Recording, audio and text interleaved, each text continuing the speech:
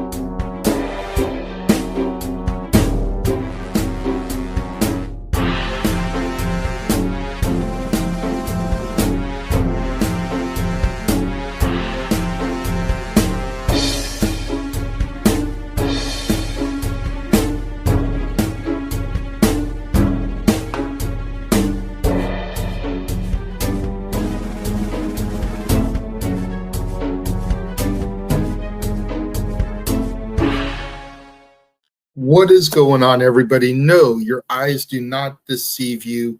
Yes, it is I, the Renegade J.J. Williams, back to once again step into the war zone with each and every one of you, my loyal fans, the weekly acquisition report. First episode of the reboot here. Episode 56 overall as far as the war zone goes.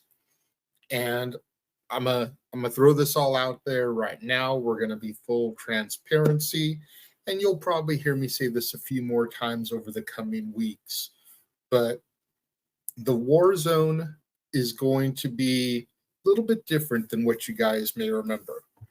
In the past, the war zone has always been the latest DVDs and Blu-rays that I have found to add to my ever-growing movie library. Well, 99-cent store has gone out of business. And granted, they had more or less thinned out their movie selection before they went out of business, but I did find some there from time to time. They're out of business. Dollar Tree completely gotten rid of their movie supply. You might, depending on where you're living at, the area, be able to go into your local Dollar Tree and find some of the older releases that they've had there sitting there for a while, but they're not getting anything new in. Target, Walmart, Best Buy. Best Buy completely done selling physical media in their stores. You can still go online, but you walk into a Best Buy, you're not going to see a DVD or a Blu-ray anywhere. Target and Walmart, you maybe get an aisle of movies there. Walmart still has the $5 bin, but finding stuff at these big name retailers ever more difficult than it was in the past. And Big Lots, another place I used to find movies at. Select Big Lot stores have gone out of business. They're completely cutting down on the number of stores that they have because they're losing money. So all the places that I would go, you really don't find movies anymore. All that leaves are like yard sales, thrift stores, and pawn shops. All the pawn shops I've gone to that I used to go to and find movies, maybe half a rack of movies at best. Thrift stores drastically cut back. And if we're being honest, most people have already gotten rid of their DVDs and Blu-rays to thrift stores because they do streaming now. So you don't find that many people that are donating movies because once they signed up for HBO Max, Paramount Plus, Disney Plus, et cetera, they just got rid of all those movies. So now the war zone is going to be all media. Any kind of media that I find, that I add to my collection, that's what we're going to discuss. That's what I'm going to show you. I'll theme the episodes. That way, you guys can skip episodes that you don't really care about. Come back for ones that you do. A lot of the ones that you're going to see in the not so distant future are records. Ever since I dug out my turntable, my record player, I've been trying to accumulate and accrue and grow a respectable record collection. So that's going to be a lot of what you see for the coming weeks. I've also been trying to get wrestling autobiographies. Once upon a time, I had a pretty good library of wrestling autobiographies. Stuff happened. I'll get into that when I get to that episode. So I've been trying to get that stuff back. Today, though, we're going to kick off the relaunch with a collection of records that I'm excited to kind of get into and talk about as it pertains to the gentleman on my shirt here. Yes, I'm old, but I saw John Denver live on stage at least twice to my recollection. It may have been 3 times, but I distinctly remember at least twice seeing him in concert. John Denver has been a huge part of my life, a huge part of my musical taste and my love of music. And I already owned a good chunk of his records, trying to get the rest of his discography on vinyl. I'm only missing a couple now, as I filled in quite a few gaps with what I'm about to show you here today. And I'm going to go in chronological order from release of these albums.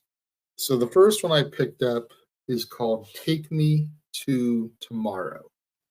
And as far as recognizable songs on here, you've got Follow Me, you've got Aspen Glow, you've got him doing a version of James Taylor's Carolina in My Mind. I always kind of joke about this record, though, this album, because the way he's outside looking through the window almost comes off kind of stalkerish. I always kind of wondered what the deal was about this album cover. And if you look, he's kind of got a serious look on his face. Like, what is he seeing through that window? Inquiring minds want to know. But that is the first one that I picked up here today. Next one is Whose Garden is, or was this? Whose Garden was this? And again, they've got Eleanor Rigby, his cover of the Beatles song on here, as well as a cover of The Night They Drove Old Dixie Down, cover of Mr. Bojangles. Not a lot of original John Denver songs on this album that I'm very familiar with. But again, it's something that you have to have in your collection. If you are a fan of an artist, like I am of John Denver, like I am of the Beatles, you want to get their entire discography as part of your collection. And so while those two albums may be albums that I'm not going to actively spin all that often in comparison to this next album, still needed to have them as part of the collection. And you want to talk about an album that gets heavy rotation. It doesn't matter if I owned it on vinyl, CD, if I listened to it on streaming. John Denver's Rocky Mountain High is essentially a greatest hits album, even though it is a regular album. It's not a greatest hits album technically. Title track, Rocky Mountain High. His cover of the Beatles' Mother Nature's Son. For Baby for Bobby. Goodbye Again. And The Season Suite to close things out. In my humble opinion, track for track, track 1 till the end of side B, arguably his greatest album. It's just a masterpiece. Even if you are not the biggest John Denver fan in the world, I highly recommend that you find this and add it to your collection. I do not think you will be disappointed. Probably my favorite album, to be sure. From there, we go to Farewell Andromeda, and that's kind of trippy how it's doing that. So we'll go over here. But Farewell Andromeda features the title song, subtitled Welcome to My Morning, Rocky Mountain Suite, Cold Nights in Canada, Berkeley Woman, I'd Rather Be a Cowboy. Again, just classic John Denver tracks here for the listener to just soak up. There's something about John Denver's lyrics and music that is just so soothing to the soul. I went back the other day and I was just randomly listening to a playlist I have of his. And so much of it is just his voice and his guitar.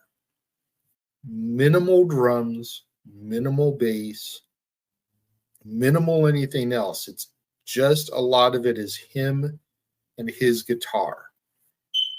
And the lyrics are just so poetic. Not a lot of them are story songs, which are other things that I really love as well, but just poetic lyrics. I don't know how else to describe it. Wind Song is the next one we're going to get into. And this has been a long time family favorite as well. I mean, Looking for Space, Late Night Radio, Two Shots, I'm Sorry, Fly Away, and Calypso. Calypso will forever be a sentimental favorite to my knowledge, and I could be wrong, as one of the downsides of age is forgetfulness. I do believe Calypso is the very first song to ever make me cry. Just guttural, boo-hoo, sobbing, virtually unconsolable, uncontrollable. And I'm going to tell you guys why. I'm going to peel back the curtain. I'm going to let you guys in a little bit. Again, John Denver, huge part of my life. A lot of that is owed to my mother. My mom was the John Denver force in the family. So when I was young, we got a golden retriever. And that golden retriever dog was my buddy. Like, she stayed near my side. She was almost a service dog before service dogs were really a thing, because she could sense when I was going to have a seizure and alert whoever was around. That way, my mom or my dad or whoever was there to kind of watch over me as I was having my seizure. We named the dog Calypso. And I remember when we were thinking about the name of the dog, I even suggested Matthew, which is another John Denver song, not knowing at the time it was a girl. But we went with Calypso. And then one of the times, let me rewind back. So we named it Calypso. And then my parents got divorced. We were moving into an apartment where we couldn't have a dog that size. We had to get rid of it.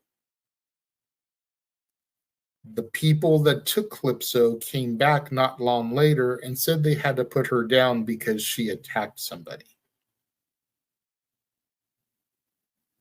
And that broke my heart right then. But being little, I guess it didn't really affect me that way just yet. So then we fast forward to one of the concerts of John's that we went to, and he performs the song as he always did in concert. And it just ripped my soul out.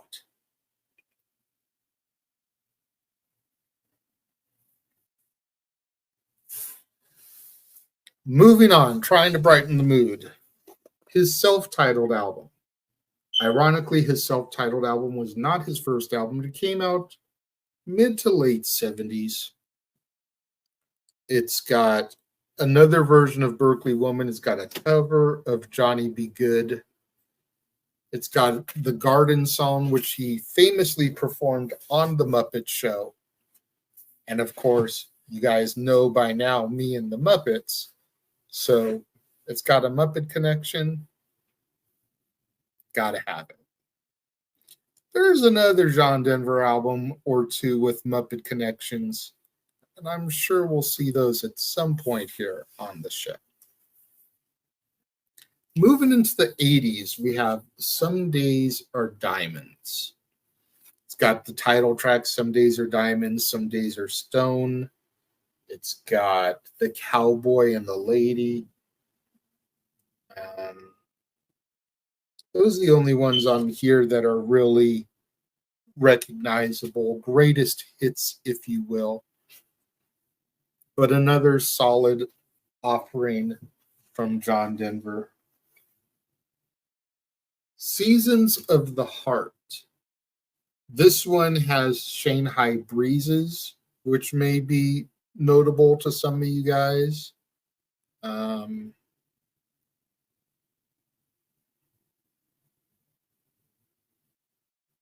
Looks like that's, oh, Perhaps Love is on here as well, which he did with Placido Domingo.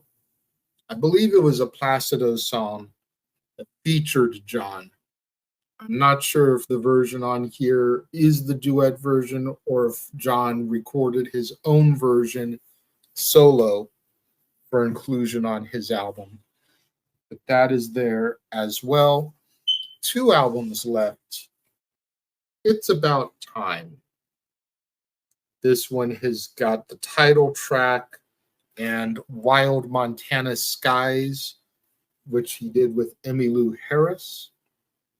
Fantastic songs, both of them.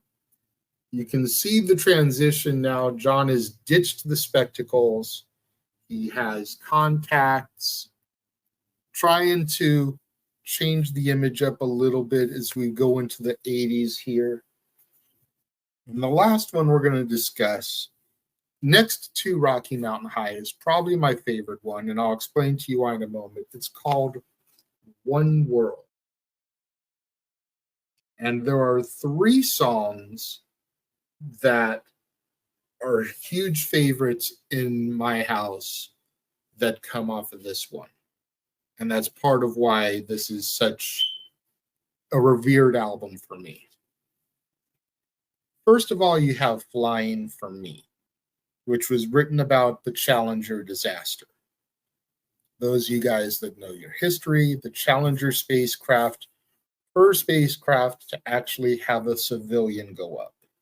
And there were a few options for the civilians that were going to go up in that shuttle. One of them, believe it or not, was Big Bird. And in retrospect, looking back at the disaster that happened, I don't know what would have happened if the youth of America watched this space shuttle explode that had Big Bird on it. You guys may be sitting there right now laughing at the thought of that. But take yourself out of your 20, 30, 40, 50-year-old mind. Put it into the mind of a 3-year-old, 4-year-old, 5-year-old.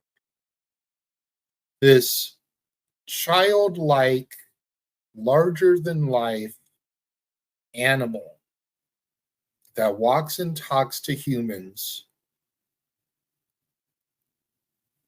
just died in a spaceship that went kaboom. You grow up watching Bert and Ernie, Grover, Cookie Monster, Oscar, Big Bird. I didn't say Elmo on purpose because back then Elmo wasn't really a thing. You grow up watching these characters on a daily basis, and now Big Bird just died. Crazy to think about. Another one of the civilians that was an option was actually John Denver himself. And kind of poetic when you figured that he would pass away in a plane crash in 1997. But that just wasn't meant to be his moment. Instead, he wrote a song about it because he was one of those people. So they were flying for me. Another song on here, one of my favorites of his, it's called Let Us Begin. What are we making weapons for? And again, listen to the song and tell me that's not just as relevant in 2024 as it was in 84, 85, 86 when this was written and made. Crazy. And the last song on here that I'm a huge fan of is called Love Again. And Love Again isn't heavily featured, but it does get sung ever so briefly by John in the film The Christmas Gift. He's tucking his daughter to bed in the movie, in the scene, and she's asking him if the girl that they've met in town is somebody that he likes. And he's admitting to her that after the death of her mother, he never thought he could love again. And he's falling in love with this girl.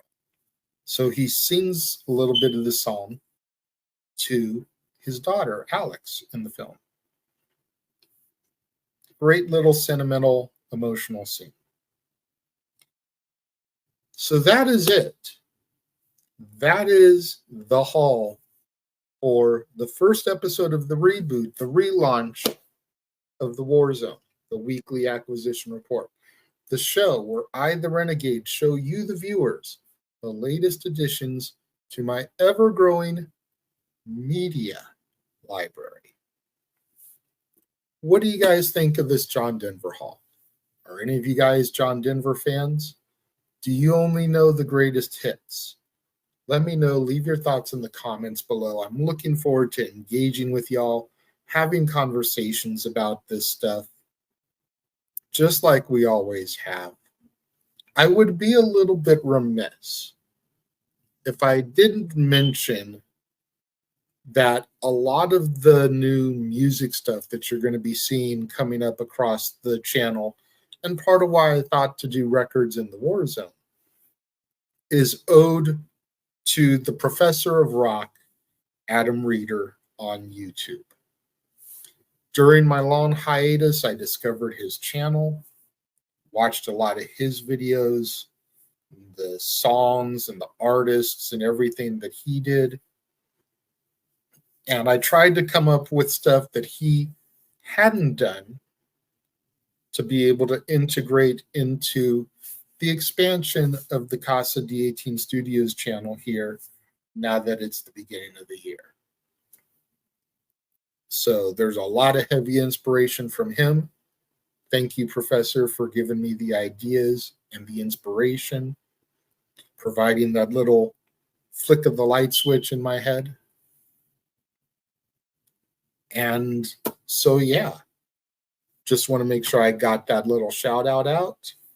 Thank you all for joining me, tuning in, and watching me discuss these John Denver records. And until next week, when we will once again step into the Warzone, I am the Renegade JJ Williams, thanking you all for joining me, and I will see you guys next time.